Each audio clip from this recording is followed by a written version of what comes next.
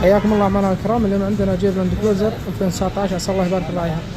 طبعا الصوت عنده ضعيف، والمشكلة هذه شائعة في الجيب لاند كروزر بشكل عام. حلينا له مشكلة الصوت الضعيف، قوينا له الصوت يعني صار الصوت مضبوط، عسى الله يبارك الراعيها. طبعا هذا بعد تقوية الصوت.